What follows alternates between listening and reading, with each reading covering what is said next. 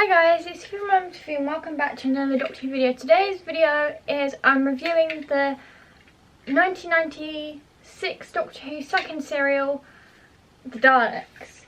So, if you've never seen my face on your screens before, please click that big red subscribe button down below and also click the notifications bell to get notifications every time I upload. So, without further ado, let's get on with the video. So this serial aired 21st of December 1963. So this was the closest thing that Doctor Who had got as a Christmas special, as this was to coincide 5 days before Christmas. So the serial basically starts off where it left off in The Unearthly Child, with the radiation meter and them landing on a different planet. But this is a very important classic Doctor Who episode. This is the first episode ever in Doctor Who's history that would feature the Daleks, which would later go on to be the Doctor's #1 enemy. But at first, we don't know that it's an enemy, because the Doctor is, the nicest way of putting it, the Doctor is a bit of a dick in this episode. He's a bit of a manipulator in this particular episode, the Daleks. Now, I'm reviewing the entire story. This is a 7-part story. This goes from episodes 5 to episode 11, so it finishes at episode 11. And this is quite a long Doctor Who serial, but once you get to part 4, it actually starts to get rather exciting. It's parts 2 and 3 that are quite fairly boring, so you kind of have to watch out for that. So, obviously this second adventure comes after The Unearthly Child, so I think I've pretty got that nailed down. So, this story picks up where it left off. The TARDIS landing on a different planet where the radiation is quite high. But the thing is, the Doctor is keen to have a look at the city. He is very keen to look at the city. He doesn't care about his companions at the very moment, and he takes the fluid link from the TARDIS so that his companions have to do what he says. This is incredibly manipulative of the Doctor, and he lies about it just so that he can get his own way. This is when the Doctor didn't care about his companions, when all of his companions, including Susan, were obviously very adamant to leave. Obviously it doesn't start off like that. It starts off, they get out of the TARDIS and they see this world of petrified stuff. So all the trees are petrified, all the plants, basically everything is petrified, and it just is. Nothing actually on this strange alien world is alive. Everything is petrified, meaning it can last a substantial long time, but it can't die. So the Doctor is obviously naturally, his companions are very intrigued to see this place. Obviously, this adventure is the perfect one for Susan and Barbara. Ian and Barbara and Susan, Ian and Barbara are particularly used now to the adventuring lifestyle. They've just had one adventure with the Doctor, and obviously the Doctor is refusing to take them home at this point. And obviously this adventure is really dangerous. We don't know it's dangerous until obviously they find out that it is. And I'm going to read out each part of the story so you guys know roughly what I'm talking about and which part I am talking about. So obviously I'm reviewing each of these episodes twice a week, so you know, you are going to have to bear with me for a second.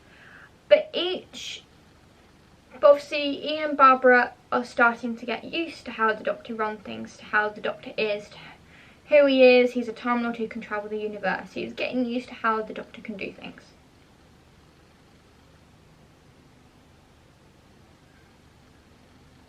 Obviously the first one's called the Dead Planet. So at this point, the Doctor is used to this travelling life. He's an old man, he's used to it. But what he doesn't realise is that the planet they're actually on is Skaro. Obviously then they go to the edge of the forest and the Doctor spots this random futuristic city which he is naturally very intrigued by. But obviously the Doctor's companions, they all go back to the TARDIS. They obviously have something to eat and drink, pretty much. And all his companions are very adamant to leave the planet. They don't want to be there any longer than they have to. They want to be back in the TARDIS and just jet off on another adventure. Of course, because this is Doctor Who, that doesn't actually happen. But the Doctor really wants to look at the city. So what does he do? The Doctor takes the fluid link from the TARDIS, which the TARDIS doesn't actually need a fluid link to work. He just does this deliberately. He takes the fluid link from the TARDIS and says that he needs to fill it up with mercury, which they don't have, which is surprising because the TARDIS should have mercury, you know, with it. So obviously the Doctor takes it out and they go, and the Doctor, not only does he get his own way, he also puts all of his companions in danger. He gets his own way by taking the fluid link from the TARDIS and telling his companions, right, we need to go to this random futuristic city, which is obviously naturally full of Daleks, which we discover in the second part. The second part of the serial is called The Survivors. So basically now the Doctor's companions are all in danger because the Doctor has obviously brought them to this planet. They're also, to make matters worse, they are suffering from radiation poisoning. Everybody, including Susan, but it doesn't seem to have hit Susan as bad. So obviously she volunteers to go to the TARDIS, and I like the little bit of information in this particular part that she says the TARDIS has 21 locks, and if you put the key in the wrong place it melts the lock. So again, this serial does its good by giving you more information about the TARDIS, not too much. But the city is full of thieves. So the Daleks have got Ian, Barbara, Susan and the Doctor all locked up, and they're dying of radiation poisoning. But what the Doctor is more intrigued about is how these Daleks operate. At first, the Daleks aren't the Doctor's #1 enemy yet, because obviously the Daleks are new to the Doctor. He's just discovered these beasts living in a futuristic city, and here is my Dalek model. They didn't look like this. They looked very similar in the black and white ones, but I'm presuming they looked a bit like this, but they had a little clawy bit here inside the plunger part. But all of these episodes are also written by Terry Nation, the creator of the Daleks. The BBC don't, so Terry Nation owns the Daleks, but the BBC own the actual design. So it's very hard to get Daleks and Doctor Who now, because they have to go through all the inappropriate channels, but the BBC actually own the design. So obviously, naturally, the Doctor wants to find out more about these Daleks. The Daleks elect that only one person from the group of 4 can go to the TARDIS and get the drugs. They basically want the drugs for themselves. Obviously, the Files leave the drugs for the Doctor to find, which is quite good. So Susan, at first it's Ian who volunteers to go, but the Daleks zapped his legs and paralysed him, which isn't good. It shows, when they zap him, it shows their vicious nature. But Susan obviously then elects to go to the TARDIS, get the drugs, bring them back, and the Fowls meet. Obviously Susan leaves, and then she runs to the TARDIS, and the Fowls meet her. A Fowl meets her and gives Susan a spare set of drugs to hide the best she can. And what's weird is when Susan gets back, the Daleks took both sets off her, but then gave the second set back to her. They suddenly changed their mind, which is very unusual. Daleks never change their mind, as we know, but these obviously are the first appearance of the Daleks, so it's possible. And then obviously at this point, the Thals will allow to obviously help the Doctor and companions escape. And also what I like is when the Doctor finally admits that the fluid link, that the TARDIS doesn't need the fluid link, Ian threatens the Doctor with it to make sure that they find Barbara. But then Ian obviously drops the fluid link, meaning that all of them have to go back into the city to fight the Daleks. Now at this point it gets even more scary, because Ian puts his face in the water. Obviously he's rinsing his face, he's obviously washing himself, and Ian finds something come up in the water that scares him, which gives him a bit of a fright. The water's all bubbly. There is questionable visual effects in here. However, but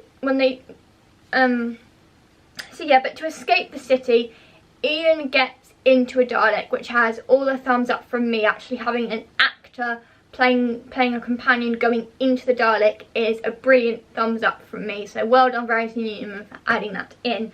I loved how Ian messed around with the controls of the Dalek, and he even sounded like a Dalek. So props up to that. I love their escape plan part of this story. I also love the setting. It's set on Skaro, but we don't actually know it's Skaro until the Daleks say it is.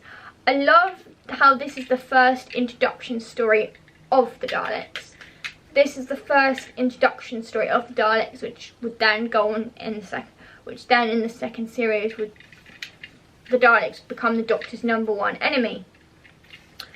But this story has a lot of good things going for it. It introduces the Doctor's worst ever enemies alongside the Cybermen, which I will actually do a review on it at a later date. But yeah, it introduces it introduces the Daleks, and it also introduces the Thals and Skaro all in one story. The Thals are not actually a villain in this particular story. They actually help the Doctor and friends get out of obviously the city, and they fight the Daleks, and all the Daleks die, or at least you think they do. But the first original design of the Daleks, absolutely well designed. I loved everything about this story that introduced the Daleks for the very first time. This is the first time the Daleks were in Doctor Who, and it probably made fans go raw. After The Unhappy Child, it was nice to see the Doctor's #1 enemies feature in. But I do like the idea behind the story, the Dalek story. I love it that it introduces not only the Daleks, but it also introduces the Thals, which would then go on to play a very important part between later on. But it also shows Susan's confidence as a companion. She has a certain wit about her in so many ways, and this also second adventure also shows how Ian and Barbara are starting to like the travelling lifestyle, travelling around the universe. Now the only negative thing I have to say about this is the first ever episode I actually have something negative to say about it, is how long the actual story is. The story is 7 parts, and you start losing interest in parts 2 and 3 because it's just them. It's just the 4 of them sat in a cell with nothing else happening apart from the Daleks popping into every scene occasionally. So that's the only negative thing I would have to say about it, that it's quite a long story it's quite a long story, and it doesn't get to the point until episode 4, and then it gets more and more interesting as the episode goes on, plus you have to have a really long attention span to watch this particular story. All in all, it wasn't too bad. I love the concept of it. I love the Daleks, the first story for the Daleks introduced. I know I've mentioned that multiple different times before. I loved the original Dalek design. I loved how everything was in black and white. I loved the futuristic Skaro city. I loved how you got to see Skaro as it was before you get to the modern Doctor Who season 7 serial, season 7 episode Asylum of the Daleks, with Skaro destroyed. So the Daleks introduces Skaro once as a city that was built and not destroyed until it was destroyed by the 7th Doctor. But I completely love the futuristic lifestyle, Skaro and everything about it, and a petrified jungle that is just absolutely fantastic, and it ticks all the boxes. Ian going into a Dalek to help the others escape is just absolutely fantastic, and Ian definitely did a lot more in this episode, and Susan also did her fair share, and so did Barbara. They all did their own fair share in this video. Out of 10, I would give this serial a 9 out of 10. It gets 1 point knocked off because of how long it is, because of how many parts there are to this particular story. The next serial I will be reviewing is The Edge of Destruction, which is the next Doctor Who serial. All the episodes in this were called The Dead Planet, The Survivors, The Escape, The Ambush, which is episode 8, The Expedition, The Ordeal, and of course The Rescue, which I've all talked about. The next episode that I will be reviewing is The Edge of Destruction, and I'll be reviewing that on Thursday. Now, I can't review the next serial, which is Marco Polo, because it is not here. It is a missing Doctor Who episode, but I will be able to review The Keys of Mataharis, which again I'm looking forward to reviewing. Like I said when I said to you that I was going to be doing these, I won't be able to review every single black and white classic episode because they're non-existent. They do exist, but unfortunately they're not there because they're missing from the BBC archives. So yeah, I hope you enjoyed this video. Please give it a thumbs up if you did, and I'll see you guys Thursday for another classic Doctor Who review, The Edge of Destruction. Obviously, this episode again ends on a cliffhanger for the next story. So I will see you guys again for another Doctor Who review, classic Doctor Who review. Until then, have a wibbly wobbly timey one.